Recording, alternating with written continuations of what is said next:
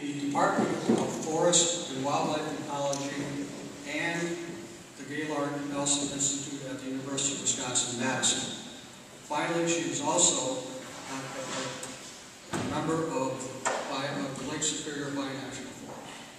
So without further ado, I'd like to welcome Dr. Nancy Langston.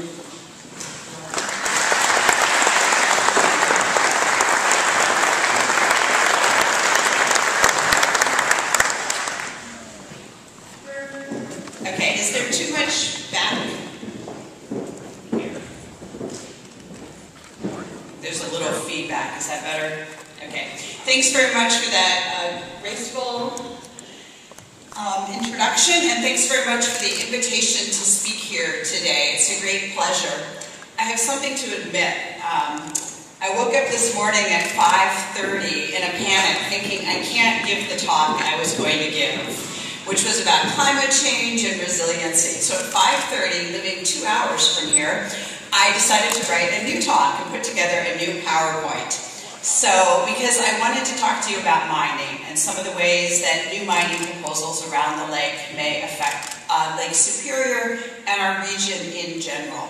So I hope this will be of interest to you, and if we have time, I can always talk about climate change and resiliency. Could we dim the lights, please? Thanks very much.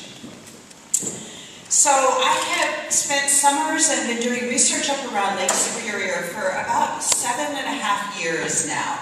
And during those years, I've become fascinated by a number of questions. Because as an environmental historian, we typically tell stories of things going badly wrong. And you can imagine some of these stories get a little depressing at times. My most recent book, which was about hormone disruptors and a chemical called DES, or dialkylstilbestrol, talked about some of the enormous mistakes that we made in failing to regulate these chemicals of emerging concern. And a lot of times people, especially students, can listen to my work. I teach a huge environmental studies class at UW-Madison with 250 students, and it's called Environmental Studies, Human Perspectives. And I realize that the students actually call it We're Screwed 101, although they don't use that word, I'm afraid. But, and I realize that they sort of get this idea that environmental studies is all about things going wrong and things people have done wrong.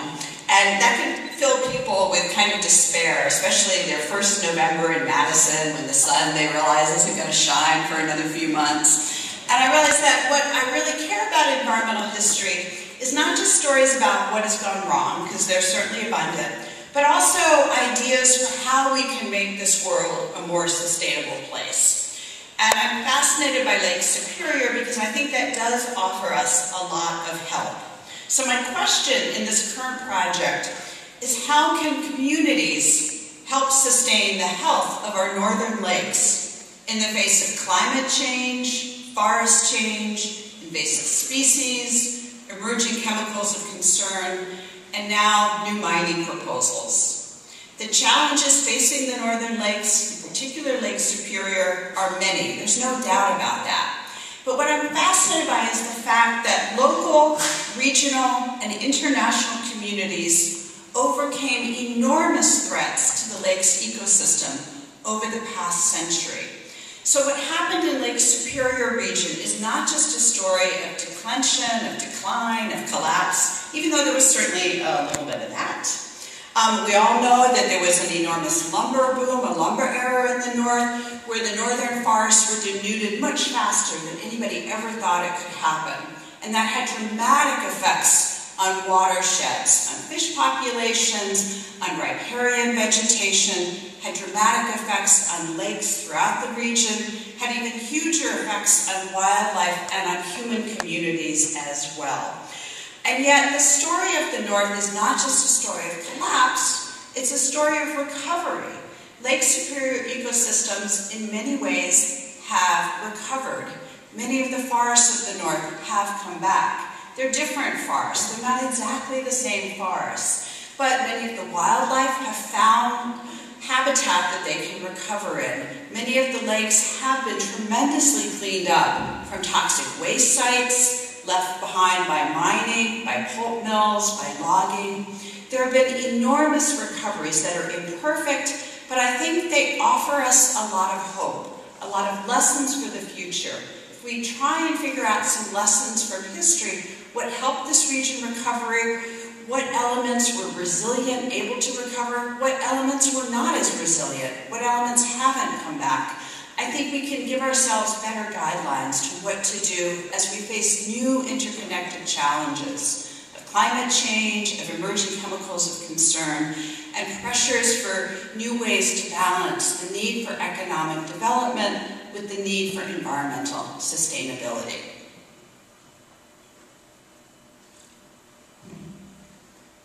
So what I want to focus on mostly today are some questions about some of the new mining booms that are underway in the north, and in particular around Lake Superior.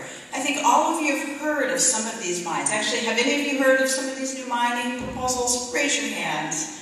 Okay, have any of you not heard of any of the mines that are going on around the lake? Okay, so I'm sure most of you have heard about the proposed Gogebic Taconite mine over in the Penokees. Have any of you heard of that mine?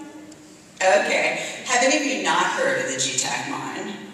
Okay, a couple people, so I'll give a little bit of background information on that. This is currently an enormous dispute, we might say. Oh, and I should say right from the beginning that I am a proud state employee, and I'm also a member of Lake Superior Binational Forum, and what I say is certainly informed by my work for the state and by my work with the Binational Forum, but I'm not speaking for either group. I'm speaking out of my own research. So there's the Gogebic Taconite mine in the Penokee range.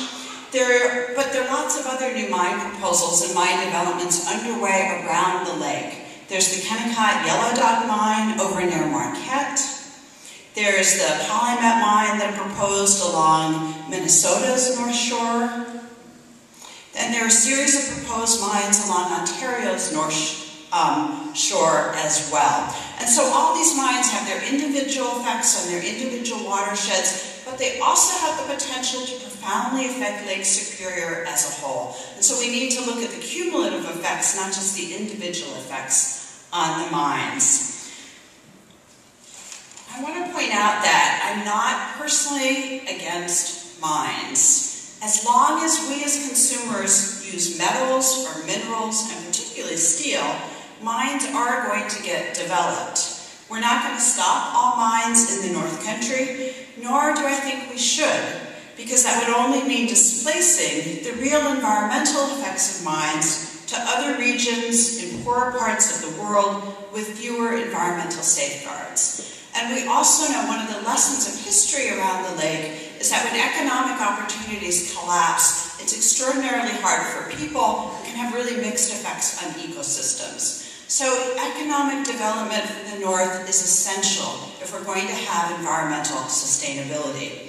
But I do believe that we must, as citizens of the watershed, make absolutely certain that we hold mining companies and our state regulatory agencies to the highest environmental standards. We must never allow what are called sacrifice zones, where tailings, for example, get dumped without much concern for the chemicals that they leach, the sediments that they might release. So one of my overall arguments is that strong regulation is essential to protect both economic health and environmental health. And this sometimes is not that popular a comment. You know, nobody really likes regulation. My husband's a farmer down in the south part of the state, and when we hear that the state is going to come inspect, Frank doesn't say, oh goody, I get to have the state come tell me what to do. Nobody does that. Nobody likes to hear the DNR is coming after them. But we also know that strong regulation and an effective Department of Natural Resources is essential for the health of the North. Historical analyses show us that time and time again, corporations will only pay the extra money to protect environmental and human health when strong regulations and effective enforcement help them do so. So without strong regulations, mining companies cut costs. So I want to talk about this specifically in one place right now, and this is the Penokees.